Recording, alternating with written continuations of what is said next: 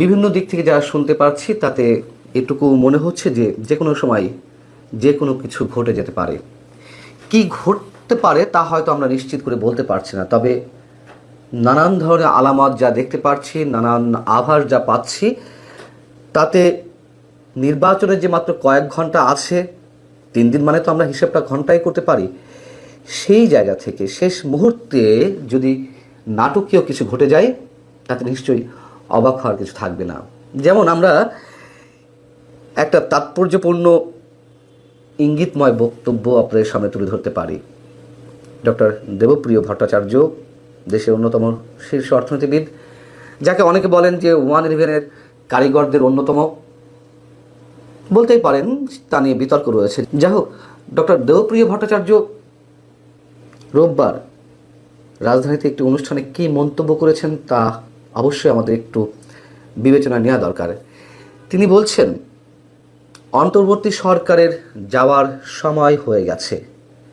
তাদের যতটুকু সংস্কার করার সুযোগ ছিল, যেটুকু সংস্কার করার জায়গা ছিল, যেটুকু বিচার করার জায়গা ছিল, ওনাদের দম ফুরিয়ে এসেছে।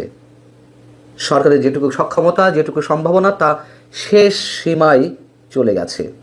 এখন ওনারা যেটা করতে পারেন তা হলো একটি ভালো নির্বাচন। সেই ভালো নির্বাচনের নমুনা কি, সেটিও তিনি তুলে ধরেছেন। আমাদের মনে রাখা দরকার যে ডক্টর দেবপ্রিয় ভট্টাচার্য নিশ্চয়ই কোনো ধরনের ইঙ্গিত ছাড়া এই ধরনের মন্তব্য করেন না। তিনি বলছেন, আসন্ন নির্বাচন যথেষ্ট অন্তর্ভুক্তিমূলক নয়, তবে অংশগ্রহণমূলক করার সুযোগ এখনও আছে। নির্বাচনে সবার অংশগ্রহণের সুযোগ নিশ্চিত করতে হবে। মাত্র 90 থেকে 100 ঘন্টা আগে বা 3 দিন আগে ডক্টর দেবপ্রিয় ভট্টাচার্য যখন বলছেন যে এখনও অংশগ্রহণের সুযোগ আছে অংশগ্রহণমূলক নির্বাচন করার, তার মানে কি আমরা কিছু মিন করতে পারি? তিনি বলছেন যে এই সরকারের সময় শেষ কিছুই করতে পারেনি, তবে শেষ মুহূর্তে একটা ভালো নির্বাচন বা অন্তর্ভুক্তমূলক নির্বাচন এই সরকার করতে পারে। এবং নিঃসন্দেহে তিনি ইঙ্গিত করেছেন আওয়ামী লীগকে অংশগ্রহণের সুযোগ দেওয়ার বিষয়টি। দেবপ্রিয় আরও যে কথাগুলো বলেছেন তার আর সামান্য অংশ শোনায় আপনাদেরকে।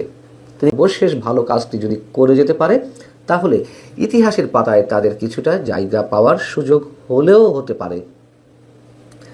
এর আগে শনিবার centre for policy dialogue CPD তারা একটি সংবাদ সম্মেলন করল। সংবাদ সম্মেলনের বক্তব্য, মেসেজটি কী ছিল তাও নিশ্চয়ই আমরা সবাই পেয়েছি। সেখানে 12 ফেব্রুয়ারি অনুষ্ঠেয় জাতীয় নির্বাচন থেকে আওয়ামী লীগকে বাদ দেওয়া হলে এই নির্বাচন অন্তর্ভুক্তিমূলক এবং গ্রহণযোগ্য হবে না আন্তর্জাতিক বিশ্বে। একটি বিশ্বাসযোগ্য, অংশগ্রহণমূলক ও গণতান্ত্রিক নির্বাচন নিশ্চিত করতে হলে সব প্রধান রাজনৈতিক পক্ষ এবং তাদের সমর্থক ভোটারদের অন্তর্ভুক্ত করা জরুরি। তা না হলে নির্বাচনের ফলাফল নিয়ে দেশ বিদেশে প্রশ্ন ওঠার আশঙ্কা থাকবে। আবারও সে প্রশ্ন করি, ডক্টর দেবপ্রিয় ভট্টাচার্য পার্সোনালি নিজের অবস্থান থেকে এই মন্তব্য করছেন রোববার, আর শনিবার তারই প্রতিষ্ঠান বলতে গেলে সিপিডি শনিবার এই মন্তব্য করল।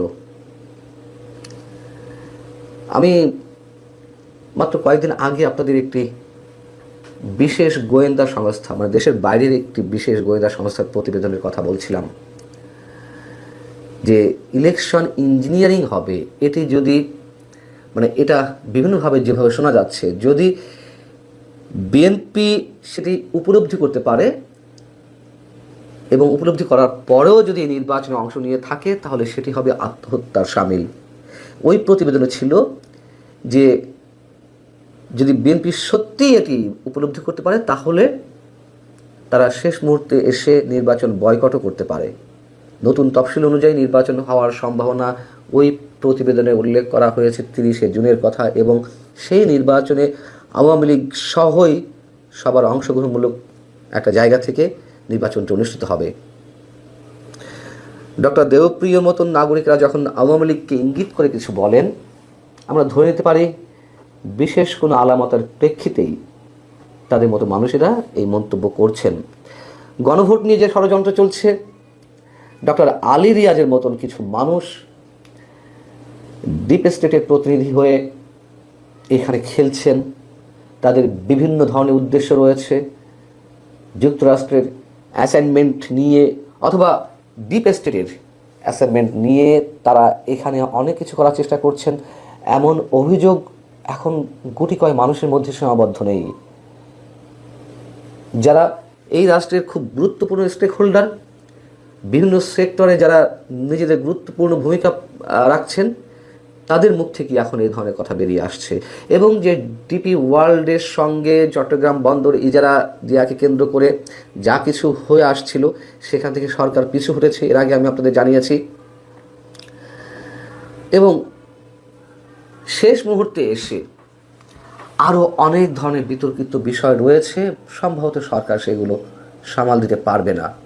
এবং অনেকেই বলছেন এর চেয়েও যদি ভয়ঙ্কর কিছু ঘটে যায়, যা আমরা অনুমান করছি, নির্বাচন পিছিয়ে যেতে পারে, নির্বাচন নাও হতে পারে। আমরা চাই একটি সুষ্ঠু নির্বাচন হোক, আমরা এখনও চাই, আমাদের আশঙ্কাগুলো সত্য জায়গায় পরিণত না হোক, এটি আমরা চাই। কিন্তু যেই আশঙ্কা আরও তীব্র হচ্ছে, নির্বাচন শুধু পিছিয়ে যাওয়াই নয়, এর চেয়েও যদি ভয়ঙ্কর কিছু ঘটে, তাতেও নিশ্চয়ই অবাক হওয়ার কিছু থাকবে না। বিশেষ বিশেষ স্বার্থান্বেষী পক্ষ তারা তাদের এজেন্ডা বাস্তবায়নের জন্য অনেক কিছুই করতে পারে, কিন্তু তারা যে সবসময় আবার সফল হবে, নিশ্চয়ই ইতিহাস সে কথা বলে না।